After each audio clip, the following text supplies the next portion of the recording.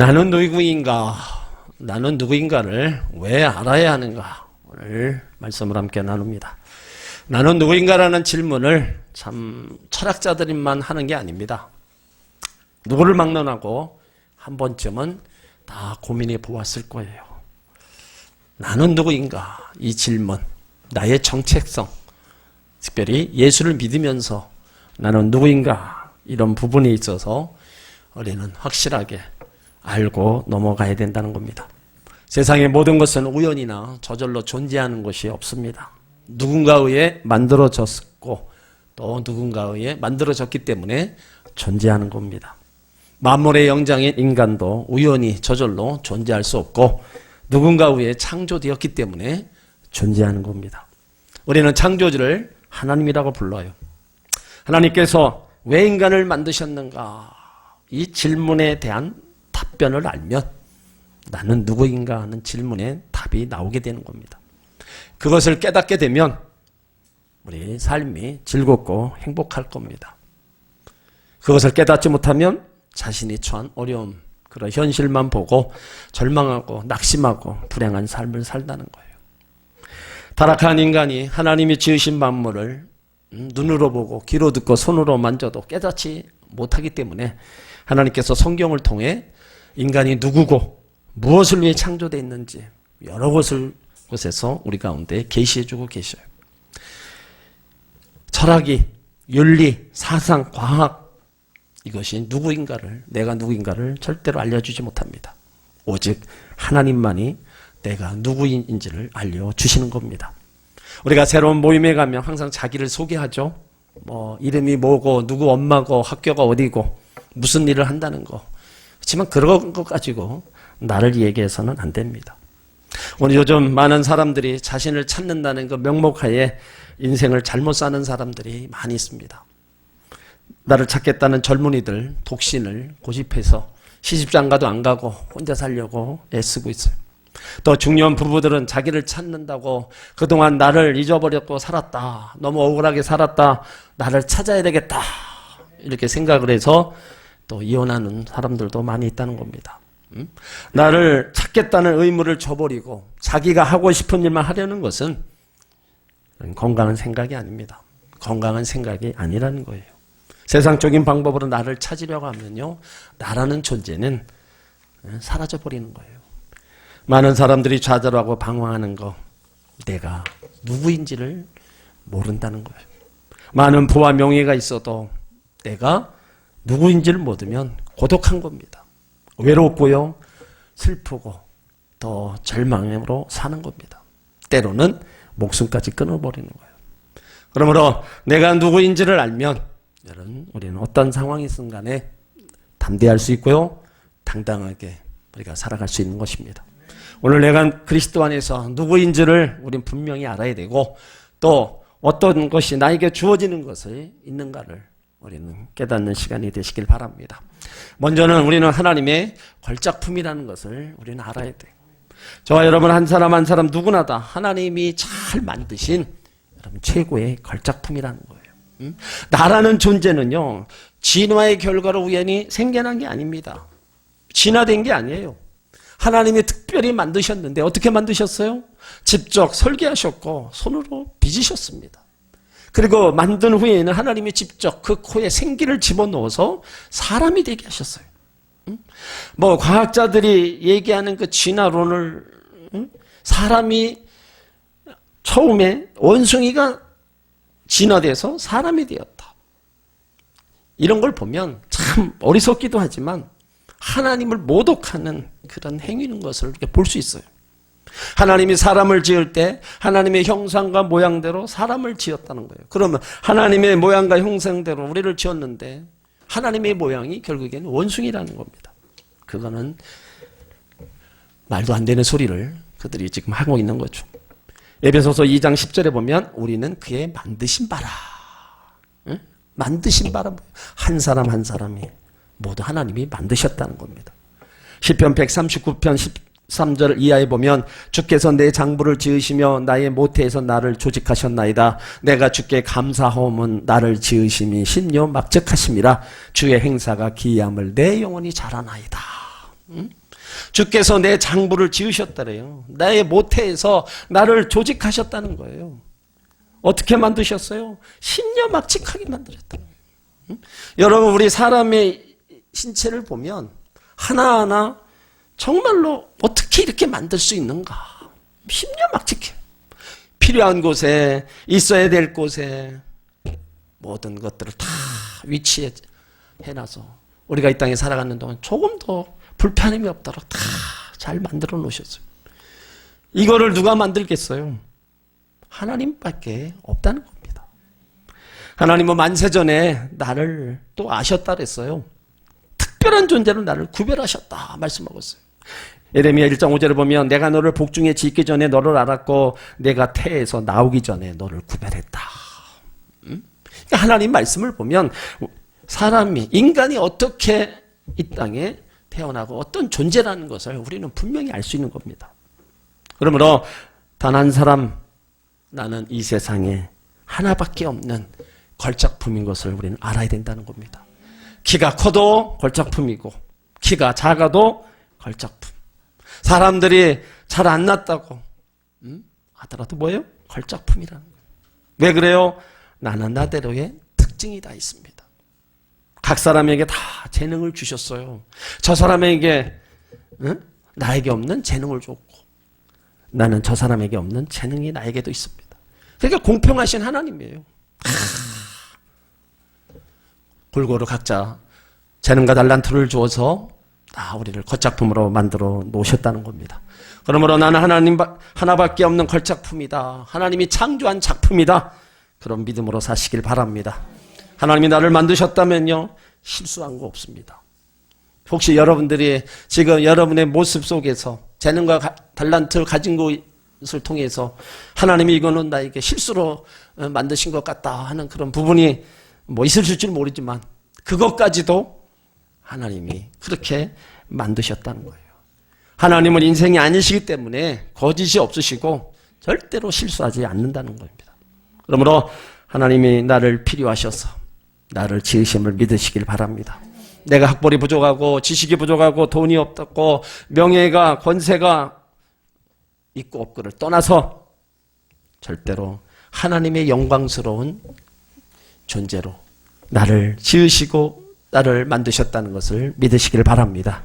오늘 그렇게 하나님의 만드신 걸작품들이 이제 내가 누구인지를 더 확실하게 깨우쳐 주는 거예요. 오늘 갈라디아서 4장 1절로 3절을 보면 율법 아래에 있을 때에는 내가 누구인지를 알 수 없다는 것을 깨우쳐 줍니다. 그래서 그 비유가 나와요. 아버지가 죽은 어린 아들은 옛 노마법에서 상속을 받을 수 없었습니다. 아버지가 지정한 후견인과 청지기에 의해서 교육을 받고 재산 관리할 수 있는 성인이 될 때까지 종과 다름없이 후견인과 청지기 아래 있어야 했어요. 그러니까 율법은 사람들의 후견인이나 청지기 역할을 할 뿐이 없지 아들이 되긴 할 수 없었다는 겁니다. 율법을 지킨다고 해서 하나님의 아들이 되는 게 아닙니다. 하나님을 믿는 믿음으로 아들이 되고 의인이 되는 거예요. 믿음이 너무 약해서 초등학문 종이 되는 경우도 있습니다. 세상의 도덕과 관습법을 지켜야 구원받지 않을까 이런 생각으로 초등학문의 종이 되고 율법의 종이 되어서 사는 겁니다. 그러니까 본질적으로 의인이 되는 거는요, 믿음으로 되는 겁니다. 후견인이나 청지기 율법은 우리를 죄를 짓지 못하도록 경고하고 겁을 주고 죄를 지으면 저주와 사망이 있음을 깨우쳐주는 겁니다. 그런데 결코 구원을 주거나 하나님의 자녀가 되지 못하게 된다는 거예요. 이와 같은 상황 속에서 하나님의 은혜가 이제 우리 가운데 임하는 거예요. 그래서 4절로 5절 이하에 보면 하나님이 정하신 때가 되어서 그의 아들 예수 그리스도를 보내주십니다. 하나님으로 오시지 않고 율법을 지킬 수 있는 유대인으로 보내주셨어요. 그래야 율법의 종으로 있는 사람을 구원할 수 있기 때문입니다. 죄가 없으신 하나님의 아들을 죄 있는 사람의 모습으로 오셨습니다. 율법을 지킬 의무가 없는 하나님의 아들이 율법을 지켜야 할 사람으로 오셨어요. 율법의 저주와 상관없으신 하나님의 아들이 율법의 저주를 받아야 할 사람으로 오셨어요. 이유가 뭡니까? 저와 여러분을 하나님의 아들 되기 위해서라는 거예요. 아들을 삼고자 그렇게 종의 모습으로 오셨다는 겁니다. 이것이 하나님의 최고의 은혜입니다. 하나님의 은혜가 그의 아들 예수께서 율법의 종으로 있는 사람의 모습으로 오셔서 친히 율법을 다 지키셨어요. 사람의 죄값, 율법의 저주인 고통과 죽음을 다 십자가에서 지시고 죽으셨습니다. 이렇게 하심으로 행하신 게 뭐예요? 우리들을 속량하셨다는 겁니다. 속량했다는 말은요, 값을 지불했다는 거예요. 거기서 꺼냈다는 겁니다. 그래서 예수님 십자가 위에서 마지막 하신 말씀이 뭐예요? 내가 다 이루었다. 내가 이제 다 값을 지불했다 이거예요. 사람이 살아가면서 당하는 가난과 질병과 저주의 모든 고통을 내가 다 청산했다 이거예요. 그래서 우리를 거기서 건져 주셨다는 겁니다. 예수 그리스도의 대속의 죽음으로 율법의 저주에서, 율법의 종에서, 지옥의 저주, 이 땅의 저주의 고통에서 다 속량해 주셨다. 다 꺼내 주셨다는 겁니다. 이것이 하나님의 최고의 은혜인 것입니다. 이렇게 예수 그리스도를 통해 속량하심으로 위대한 선물을 이제 우리 가운데 허락해 주신 겁니다. 그것이 뭐냐? 5절에 나오는 예수 그리스도를 믿는 자에게 속량의 은총과 함께 주시는 아들의 명분을 얻게 해주셨다는 겁니다. 이 아들의 명분이 그냥 주어진 게 아닙니다. 엄청난 대가를 치러서 우리 가운데 허락하신 귀한 명분이라는 거예요. 이 말씀은 요한복음 1장 12절에도 있습니다. 영접하는 자, 곧 그 이름을 믿는 자들에게는 하나님의 자녀가 되는 권세를 주셨다. 예수 그리스도를 통해서 하나님의 아들이 되는 귀한 명분을 우리 가운데 주셨다는 겁니다. 그러므로 이젠 종이 아니죠. 저주받은 자가 아닙니다. 하나님의 아들이 됐다. 법적으로 예수님처럼 바로 우리가 하나님의 아들 된 것. 하나님의 사랑과 예수님의 은혜, 성령의 도우심으로 하나님의 아들이 되어서 하나님을 감히 아바, 아버지라 부르게 되었다는 겁니다. 그러므로 예수 믿고 구원받은 최고의 은혜가 뭐냐?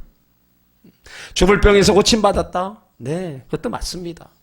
그렇지만 시간이 지나면 또 우리는 다 죽습니다. 아무리 권세가 많아도 그 권세는 권불 10년입니다. 얼마 가지 않아서 권세 자리에서 내려올 수밖에 없어요. 아무리 물질이 많아도 물질이 10년, 100년을 가지 못합니다. 언제 모르게 날아갔다 훌쩍 떠나가 버리고 말 겁니다. 우리가 예수를 믿어서 하나님의 자녀가 된 거, 하나님이 나의 아버지가 되고 우리가 하나님의 아들이 된 것이 하나님의 은혜인 것을 믿으시길 바랍니다. 우리가 예수 믿기 전에는요, 모두가 다 마귀의 종이었고 세상의 종이었어요. 죄의 종이었고 질병의 종, 가난과 저주와 죽음의 사망에 계속 끌려다니면서 우리가 살 수밖에 없었다는 겁니다. 내가 산다고 생각하지만 결국은 사단의 종이 되어서 살고 그렇게 살아갔던 그런 삶이었다는 거예요. 그래서 예수님은 이제 예수 안에서 참 자유와 평강을 누렸기에, 하나님의 아들이 되었기에 다시는 종의 몽해를 베지 말라고 우리 가운데 아주 당부하고 있습니다. 갈라디아서 5장 1절에 보면 그리스도께서 우리로 자유케 하려고 자유를 주셨으니 그러므로 굳세게 서서 다시는 종의 몽해를 매지 말라. 종으로 살지 말고 하나님의 아들로 살라는 겁니다. 예수 믿고 신분이 달라졌으면, 모든 것이 바뀌어졌으면 이제 하나님의 아들답게 삶을 살아가는 거예요. 하나님의 아들답게 사는 게 뭡니까? 더 이상 율법 아래 있는 게 아닙니다. 초등학문 아래 있는 게 아니에요. 복음 아래 있는 겁니다. 후견인이 필요 없어요. 하나님의 아들입니다. 상속자로서의 모든 권리를 행사할 수 있다는 겁니다. 복음으로 사는 사람들이라는 거예요. 더 영적으로 우월한 사람들이라는 거예요. 굳이 세상 학문에 인생을 맡길 필요가 없다는 겁니다. 오직 하나님께 맡기고 날마다 영적 생활을 해 나가라는 거예요. 그 귀한 아들의 명분을 주셨기에 그것을 잘 간직하고 아들답게 살아가라고 말씀하고 있어요. 그러면 그 무엇보다도 하나님의 아들 된 우리를 해야 할 것이 없다. 하나님이 우리 가운데 말씀하셨어요. 세상이 아무리 강하고 힘 있다고 한들 하나님의 아들 된 우리를요, 결코 해야 할 자가 없다는 것을 우리는 믿어야 돼요. 누가복음 10장 19절에 보면 내가 너희에게 뱀과 정갈을 밟으며 원수의 모든 능력을 제할 권세를 주었으니 너희를 해할 자가 결단코 없으리라. 또 하나님의 아들 된 우리에게 가장 좋은 것을 주시겠다고 말씀하고 있어요. 마태복음 7장 11절에 보면 너희가 악한 자라도 좋은 것으로 자식에게 줄 줄 알거든 하물며 하늘에 계신 너희 아버지께 구하는 것에 좋은 것 주시지 않겠느냐. 육신의 부모도 그 자식이 아무리 말 안 듣고 속을 세게도 좋은 것을 주는데 하물며 하나님이 그 아들 된 자에게 좋은 것 주시지 않겠느냐. 하나님이 주시겠다는 거예요. 아들 된 우리들에게. 또한 내가 조금 못나고 또 잘못해도 하나님은요 끝까지 우리를 용서해 주시고 참아 주시고 사랑해 주시는 것을 믿으시길 바랍니다. 상한 갈 때 꺾지 않으시고 꺼져가는 심지 끄지 않으시고 참으시면서 사랑하시고 또 오래 참으시는 것을 믿으시길 바랍니다. 우리가 아들 된 이러한 명분 아래 하나님의 은혜, 하나님의 사랑을 우리가 받고 있는 거예요. 그렇다면 우리는 이것을 믿어야 된다는 거예요. 이것이 믿어지면요 우리는 위로받을 수 있고요 힘을 얻을 수가 있고요 용기를 얻을 수가 있어요. 여러 가지 힘든 일을 참을 수 있고요 또 모든 일에 감사하며 살아갈 수가 있는 것입니다. 또한 아들 된 우리에게 하나님은 보기만 해도 정말로 사랑스럽고 우리를 통해서 기뻐하신다고 말씀하고 있어요. 스바냐 3장 17절을 보면 너희 하나님 여호와가 너희 가운데 계시니 그는 구원을 베푸실 전능자시라. 그가 너로 인하여 기쁨을 이기지 못하여 하시며 너를 잠잠히 사랑하시며 너를 인하여 즐거이 부르며 기뻐하시리라. 육신의 부모도 그 자녀를 보면 기쁘기를 한량 없잖아요. 하나님도 마찬가지입니다. 아들 된 우리들을 볼 때 너무 기쁜 거예요. 보기만 해도 좋은 거예요.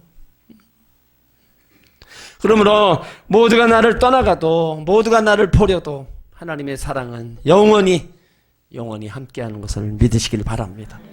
오늘 갈라디아서 4장 6절에 얘기합니다. 너희가 아들인 거로 하나님이 그 아들의 영을 우리 마음 가운데 보냈다 말씀하고 있어요. 성령의 은총과 함께 그 아들의 영이신 성령을 우리 가운데 보냈다는 거예요. 성령이 우리 안에 우리가 하나님의 자녀가 된 것을 증거해 주시는 겁니다. 그래서 하나님의 자녀가 되면 성령이 내주하시는 거예요. 그래서 성령이 사람이 되는 거예요. 성령은 진리의 영으로 하나님의 영으로 양자의 영으로 우리 속에 거하시면서 우리가 하나님의 자녀 되었음을 확증시켜 줍니다. 로마서 18장 14절 이하예요. 무릇 하나님의 영으로 인도함을 받는 사람은 곧 하나님의 아들이라. 너희는 다시 무서워하는 종의 영을 받지 아니하고 양자의 영을 받았으므로 우리가 아바 아버지라 부르짖느니라. 성령이 친히 우리 영으로 더불어 우리가 하나님의 자녀인 것을 증거하신다. 사단이 우리를 험담하고 거짓말하고 하나님과 우리 사이를 갈라놓으려 하더라도 거룩한 성령께서 우리 속에 내주하시면서 우리가 하나님의 자녀 된 것을 확증하고 변호하고 증거하여 주시는 겁니다. 성령께서는 우리가 연약하게 넘어지고 지쳐 쓰러질 때도 너는 내 사랑하는 자녀이다. 내가 너를 붙들어 줄 것이다. 참으로 내가 너를 도우리라 용기를 더하여 주십니다. 때론 기도조차 할 수 없이 그런 절망의 때도 성령은 말할 수 없는 탄식으로 우리를 위하여 하나님께 간구하여 주십니다. 그 간구는 하나님 이 아들을 그대로 이 아들 그래도 하나님의 아들입니다. 하나님 이 아들을 붙잡아 주셔야 됩니다. 하나님 이 아들이 실수 허물이 많아도 그래도 이 아들 한 번만 용서해 주시고 도와주십시오. 이런 성령의 사역으로 인해서 우리를 도와주시는 거예요. 하나님 앞에 끊임없이 우리를 우리 연약함 우리의 부족함 이런 것들 하나님 앞에 자꾸 아뢰면서 하나님이 한 번만 도와주라고 탄식하고 계시는 겁니다. 그러니까 우리가 돕는 영으로 우리와 같이 하고 계시는 거예요. 이런 하나님의 성령의 탄식 속에 하나님이 뭐라 그러셔요? 그래 아버지 내가 안 도와주면 내 자식을 누가 도와주겠느냐. 세상에 너를 버려도 나는 너를 버리지 않을 것이다. 내가 너를 위해 독생자 예수까지 아끼지 아니하고 십자가에 내어주신 대가로 너를 낳았는데 내가 어찌 너를 버리겠느냐. 아무리 힘들고 지쳐 낭망하고 쓰러질 때도 나는 반드시 내 손을 잡아주리라. 반드시 너를 도와주리라. 성령의 탄식 속에서 하나님은 그 사랑으로 우리를 또 붙잡아 주시는 겁니다. 여러분, 이런 것이 은혜 중에 은혜고 축복 중에 축복인 겁니다. 이것을 우리가 누리게 되었다는 거예요. 그리고 더 감동적인 게 뭐예요? 하나님을 아빠라고 부르는 겁니다. 아들, 딸들이 부모에게 아버지 불러도 감동인데 우리가 하나님을 아빠, 아버지라 부른다. 여러분, 이거는 아무나 할 수 있는 게 아니에요. 평상시에 하나님을 아버지로 부르는 때는 별로 감동이 없습니다. 특별히 힘들고 어려울 때 하나님을 아빠라고 부를 수 있는 것이 얼마나 큰 힘이 되고 눈물 나도록 감사한지 우리가 깨닫게 됩니다. 여러분이 하나님을 얼마나 아버지라고 불러보셨어요? 아빠, 아버지, 아무도 도와줄 수 없는 그 순간, 내 영혼의 저 깊은 곳에서 불러보는 그 이름, 하나님 아버지. 하나님 아버지 불러만 봐도 그 사랑에 눈물이 나는 겁니다. 나 같은 죄인을 살리신 아버지. 아무나 아버지를 하나님으로 부를 수 없습니다. 육신의 아버지가 안 계신 분들은 어디 가서 아버지라고 부를 수 없죠. 그렇다면 하나님을 아버지로 부르시길 바랍니다.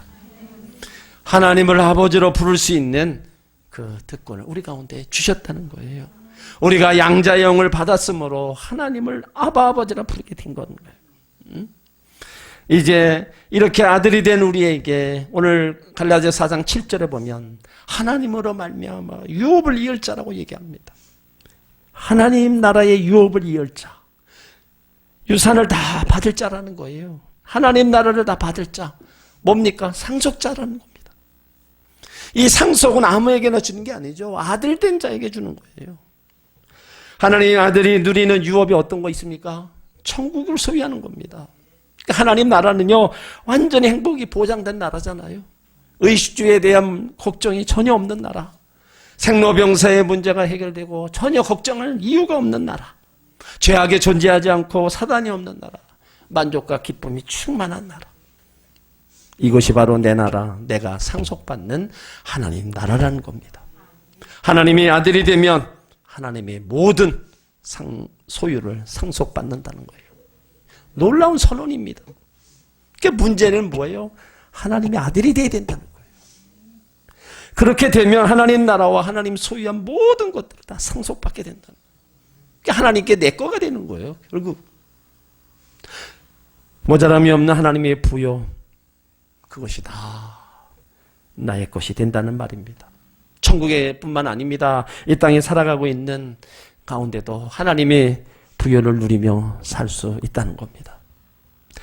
시편 2편 7절로 8절을 보면 내가 영을 전하노라 여호와께서 내게 이르시되 너는 내 아들이라 오늘날 내가 너를 낳았도다 내게 구하라 내가 열방을 유업으로 주리니 내 소유가 땅끝까지 이르리로다.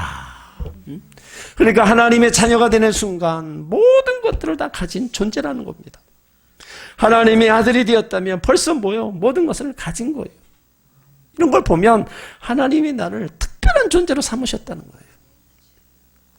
그러므로 세상 기준으로 여러분 나를 평가해서는 안 됩니다. 예수 믿는 사람들 세상 기준으로 잣대 갖다 들이대면 우리가 내놓을 게 뭐가 있겠어요?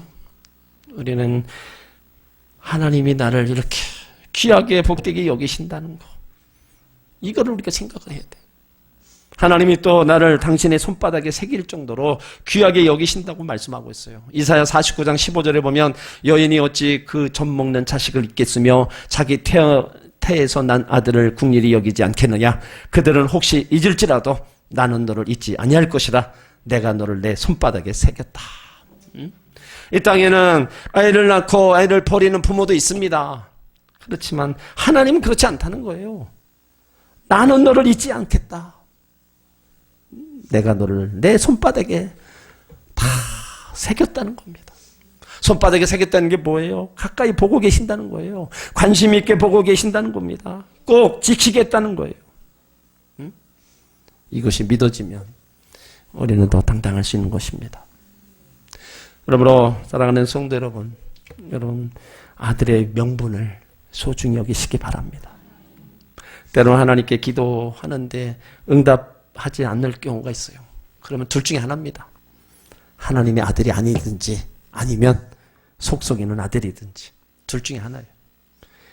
불러도 대답이 없는 아들이기 때문에 응답이 없고, 때론 아버지를 불러도 대답 없는 것은 아버지를 화나게 만든 속속이는 아들이라는 거예요.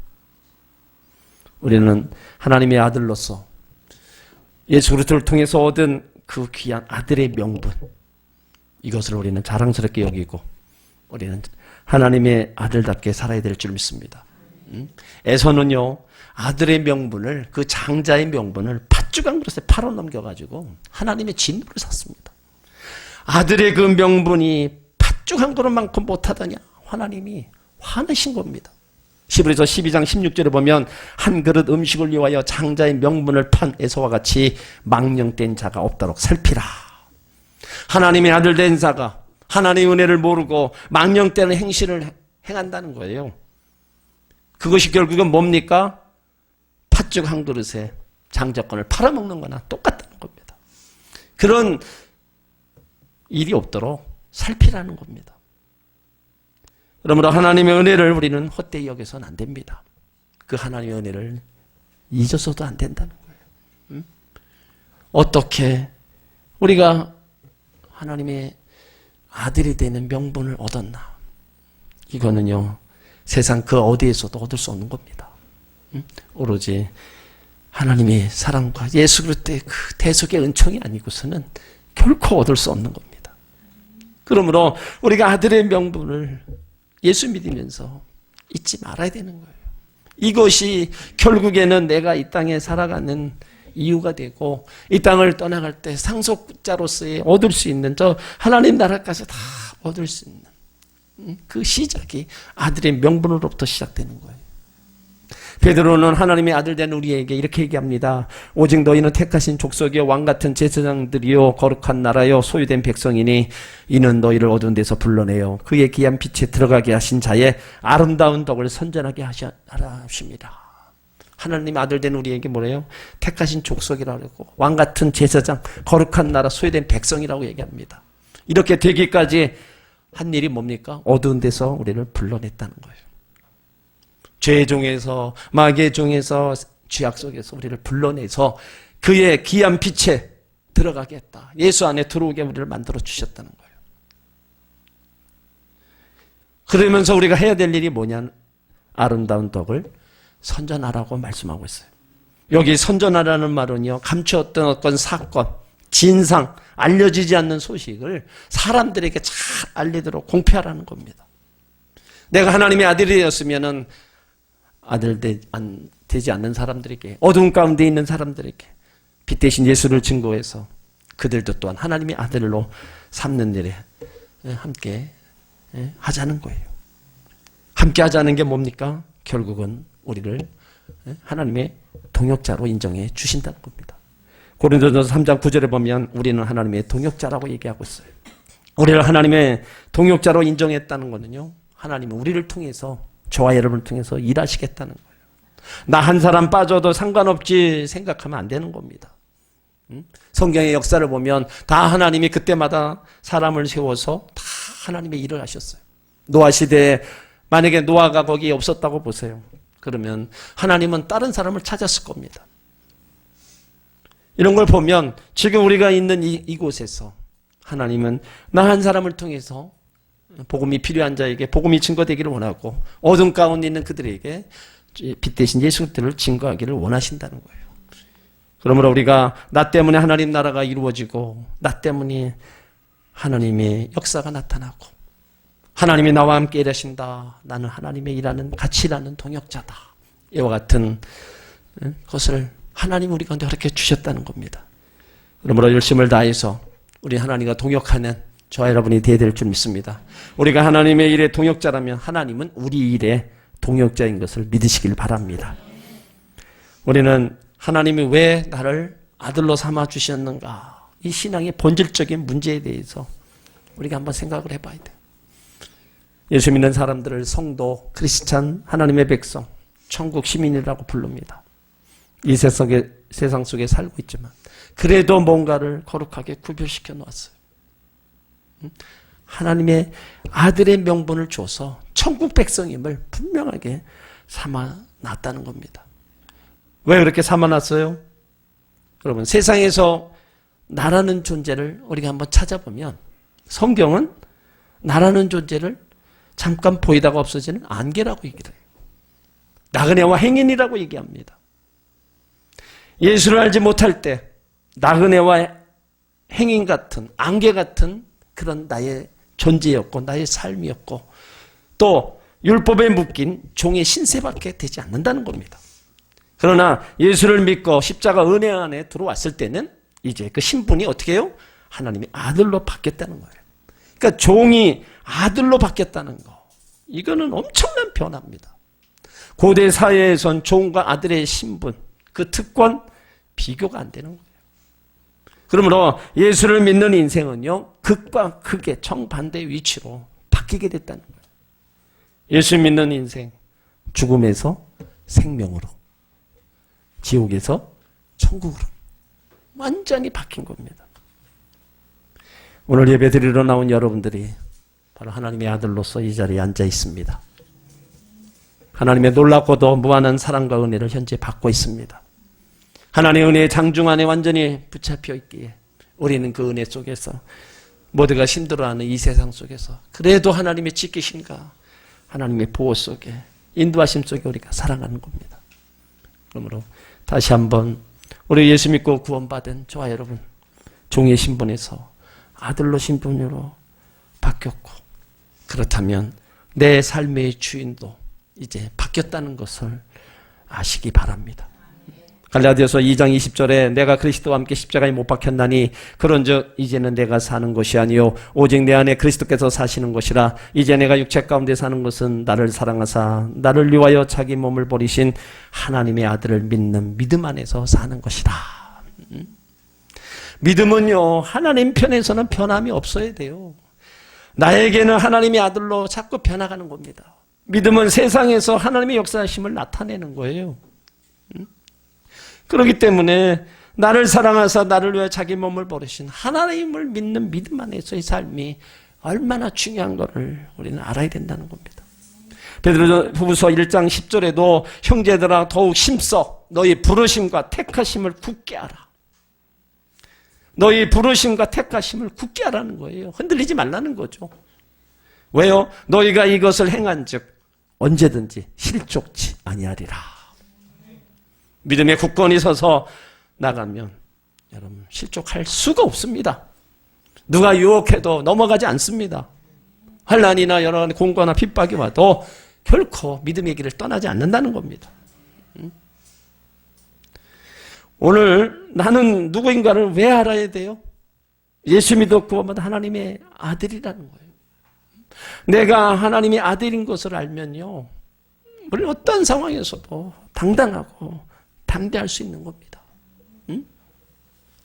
어떤 환경에 살고 있다 하더라도 하나님의 성령이 함께하는 아들답게, 하나님 나라를 상속받은 상속자답게 우리 믿음 안에서 우리 계속 달려가야 된다는 겁니다. 나를 사랑하사 나를 위하여 자기 몸 버리신 하나님을 믿는 믿음 안에서 오늘도 내일도 우리는 끝까지 어떻게 해요? 달려가야 된다는 거예요. 이 아들의 명분을 우리가 잊어버리지 말고, 이 아들의 명분을 소홀히 여기지 말고 정말로 예수 그리스도로 말미암아 얻은 이 아들의 명분을 귀하게 간직하면서 주님 앞에 서는 날까지 우리는 이 길을 달려가야 될 줄 믿습니다. 시시각각으로 변하고 언제 어느 때 무슨 일이 일어날지 모르는 이 불안한 시대 속에서 우리 하나님의 아들로 산다는 것은 그래도 우리 가운데 소망이요, 여러분 기쁨이고 만족입니다. 그러므로 주님 안에 있음을 여러분 감사하시고 아들의 명분을 얻어서 천국을 소유한 자답게 내가 살아가고 있음에 감사하시면서 힘들고 어려워도 하나님 먼저로 하나님 영광을 위해 달려가시기 바랍니다. 많은 사람들에게 또 예수 그리스도를 증거하면서 모두가 다 하나님 나라의 유업을 이을 자로 그들 또한 주님 앞으로 인도하는 그런 사명도 감당해 나가시기 바랍니다. 주님의 길을 가는 여러분 모두가 다 하나님의 은혜를 입고 하나님의 아들 된 신분으로서 이 세상에서도 구별된 하나님의 자녀로 살아가고 있음에 감사하고 그 주님과 더불어 행복하시고 승리하시기를 주의 이름으로 축원합니다.